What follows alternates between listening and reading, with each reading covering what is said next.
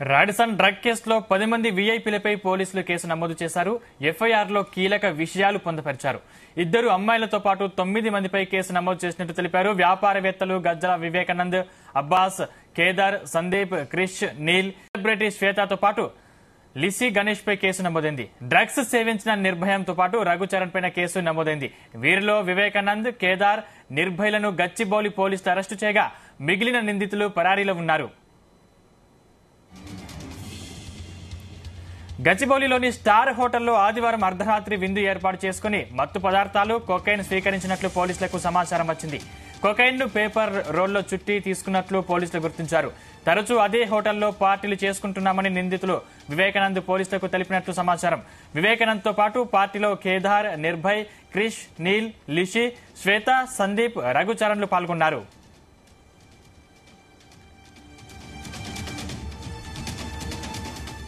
YouTuber గా short films తో లిషి గణేష్ పేరును రాడిసన్ డ్రగ్స్ పార్టీ కేసులో సైబరాబాద్ పోలీసులు చేర్చారు.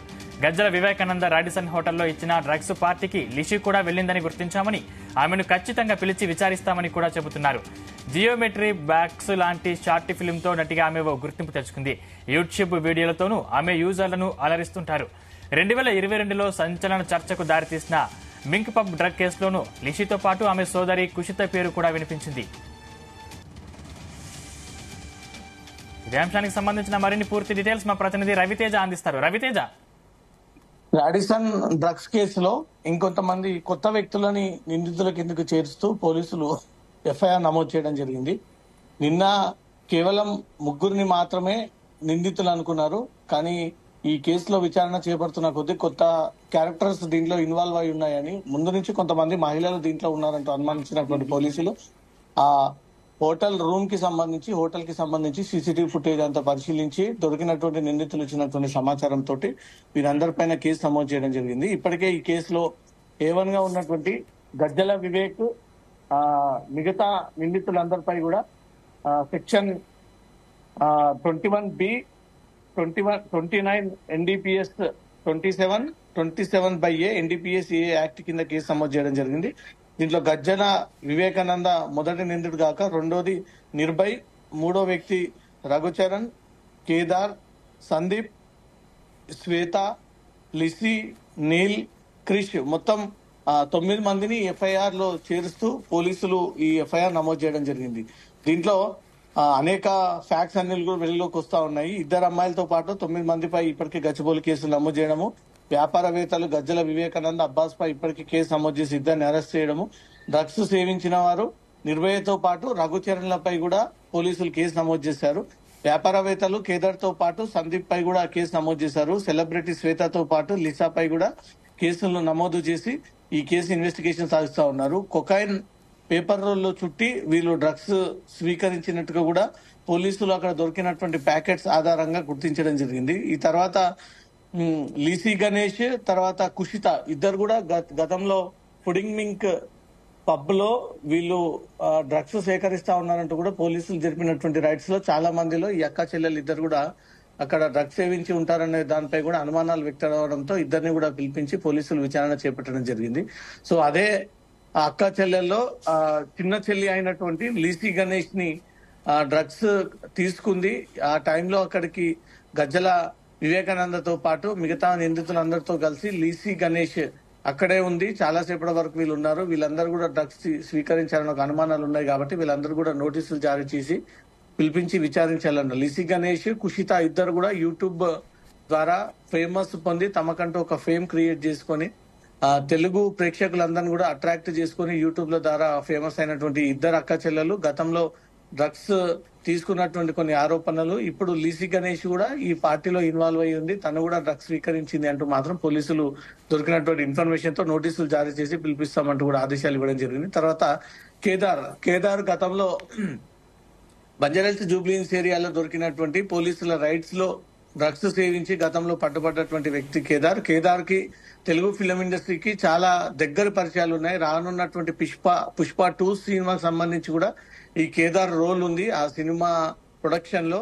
ఆ తర్వాత గతంలో కొంతమంది హీరోలతో సినిమా ప్రొడక్షన్స్ నిర్వహించారు. సినిమా ఇండస్ట్రీకి కేదార్ కి దగ్గర లింకులు ఉన్నాయనే దానిపై కూడా పోలీసులు విచారణ జరుపుతా ఉన్నారు. ఇతని కాంటాక్ట్స్ ని బయటికి తీస్తే ఇతని ద్వారా డ్రగ్స్ తీసుకుంటున్నటువంటి వ్యక్తులు ఎవరు అనేది ఇండస్ట్రీలో కూడా కొంత బయటకు వచ్చేటువంటి ఇన్ఫర్మేషన్ ఉంటుంది అనేది కూడా పోలీసులు భావిస్తా ఉన్నారు. ఇప్పుడు ఈ 10 మందికి ఎక్కడ నుంచి రాడిసన్ హోటల్ కి ఈ కొకైన్ మెటీరియల్ ని తీసుకొచ్చారు అనే దానిపై మాత్రం ఆ డ్రగ్ పెడ్లర్ ని సైతం ఈ కేసులో అరెస్ట్ చేసి అతన్ని కూడా జైలుకి పంపిస్తామంటూ మాత్రం నిన్న పోలీసులు చెప్పారు. హైదరాబాద్ లో ఉన్నటువంటి బడా వ్యాపారవేత్తల పుత్రరత్నాలు చిన్నపాటి ప్రతి వారాంతరంలో ఒకసారిగా ఈ రాడిసన్ హోటల్ కేంద్రంగానే ఈ పార్టీల పేరుతో డ్రగ్స్ స్వీకరిస్తా ఉన్నారంటూ కూడా పక్కాగా పోలీసులకు వచ్చినటువంటి సమాచారం మేరకు రూమ్ నెంబర్ 204 లో రైడ్ చేసి దాంట్లో ఉన్నటువంటి అమ్మాయిలను ఈ వ్యక్తులని పట్టుకునేటువంటి ప్రయత్నాలు చేశారు. అప్పటికే పోలీసులు వస్తున్నారని తెలుసుకొని వాళ్ళంతా కూడా అక్కడ నుంచి జారిపోవడము, అక్కడ ఉన్నటువంటి మెటీరియల్ అంతా సీజ్ చేయడంతో ఇదంతా కూడా డ్రగ్ కంటెంట్ అంటూ కూడా గుర్తించి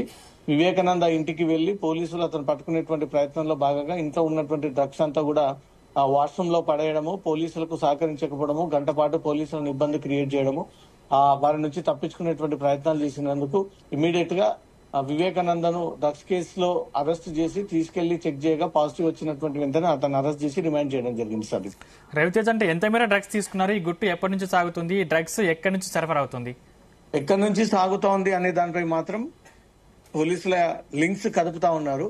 ఎంత డ్రగ్స్ తీసుకున్నారు అనే దానిపై మాత్రం రెడ్ హ్యాండెడ్ గా వీళ్ళు పోలీసులు పట్టుకోలేకపోయారు కాబట్టి డ్రగ్స్ స్వీకరించి తిరిగి వెళ్లిపోయిన తర్వాత పోలీసులకు అనుమానాలు వచ్చి ఆ హోటల్ పైన రైడ్ చేయడంతో డ్రగ్స్ ఉపయోగించినటువంటి ప్లాస్టిక్ కవర్స్, ఆ రోల్స్ అన్ని కూడా సిగరెట్ లో పెట్టుకుని తాగే రోల్స్, సిల్వర్ ప్యాకెట్స్ అన్నిటిని కూడా స్వాధీనపరచుకొని ఇవి వేటికి ఉపయోగిస్తారంటూ కూడా పోలీసులు ఇన్వెస్టిగేషన్ చేసినప్పుడు ఇవి డ్రగ్ కంటెంట్ మెటీరియల్ ఇక్కడ కనబడతా ఉంది అంటూ కూడా వాటిని గుర్తించి దాని ద్వారా డ్రగ్స్ స్వీకరించారనే దానిపై మాత్రం ధృవీకరించడం జరిగింది. ఎవరి ద్వారా వచ్చింది, ఎలా వచ్చింది, ఎంత తీసుకున్నారు అనే దానిపై మాత్రం ఇంకా కేసు ఇన్వెస్టిగేషన్ నడుస్తా ఉంది. ఇంత పకడ్బందీగా చేపడుతున్నా, ఎక్కడికక్కడ కట్టడీలు చేస్తా ఉన్నా, ఎక్కడి నుంచి ఈ డ్రగ్స్ అనేది వీరికి అందుతా ఉంది, ఎవరు అందజేస్తా ఉన్నారు అనే దానిపై మాత్రం ప్రత్యేక టీమ్స్ ఇంకా పనిచేస్తా ఉన్నాయి. ముఖ్యంగా గోవా కేంద్రంగా ఈ డ్రగ్స్ అంటే కూడా ఎప్పటికీ హైదరాబాద్ వస్తూ ఉంటాయి. ఒక రాడిసన్ హోటల్ ఓనర్ అయి ఉండి, మంజీరా హోటల్ ఎండి అయి ఉండి ఈ యువతనంతా కూడా రెగ్యులర్ గా వేసుకుని డ్రగ్స్ కి బానిసగా మారాడంటే ఎన్ని సంవత్సరాల నుంచి తను డ్రగ్స్ స్వీకరిస్తా ఉన్నాడు అనేది పోలీసులు ఆ పూర్వ ట్రాక్ రికార్డ్ అంతా తీస్తా ఉన్నారు. తన హోటల్ కాబట్టి తన ప్రత్యేక సూట్ రూమ్ ని ఏర్పాటు చేసుకుని నిత్యం ఈ డ్రగ్స్ అక్కడ స్వీకరిస్తా ఉంటారనేది మాత్రం పోలీసుల ఇన్వెస్టిగేషన్ లో వెలుగులోకి వచ్చింది. దీనిపైన అనేక మంది ఇండస్ట్రీకి చెందినటువంటి వారి లింకులు కూడా కదిపితే చాలా మంది పెద్దలు కూడా దీంట్లో బయటకు వచ్చేటువంటి అవకాశం ఉన్నాయి. Thank you Raviteja.